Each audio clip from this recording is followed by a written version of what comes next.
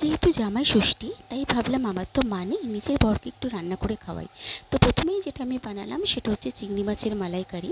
দেখো, চিংড়ি মাছগুলোকে তেল গরম করার পরে আমি চিংড়ি মাছগুলো একটু হালকা ফ্রাই করে নিচ্ছি। তারপরে চিংড়ি মাছগুলো ফ্রাই হয়ে যাওয়ার পর তুলে নেওয়ার পরে আমি এতে কিছু মশলা, যেমন হচ্ছে হলুদ, জিরে, ধনে আর নুন, এগুলো একটু দিয়ে আমি একটু করে কষাতে লাগলাম। এগুলো একটু হালকা কষানোর পরে আমি আদা, পেঁয়াজ, রসুন এবং টমেটো, লঙ্কা বাটা দিয়ে এটাকে আরেকবার কষাতে লাগলাম। দেখো, কষানোর পরে তোমরা চাইলে একটু মিষ্টিও দিতে পারো, তাতে কালারও আসে আর স্বাদটাও হয়। এটা করার পরে আমি ভাজা চিংড়ি মাছগুলোকে এর মধ্যে ছেড়ে দিলাম। ছেড়ে দেওয়ার পরে আবার আমি খানিকটা এর মধ্যে নাড়াচাড়া করতে লাগলাম।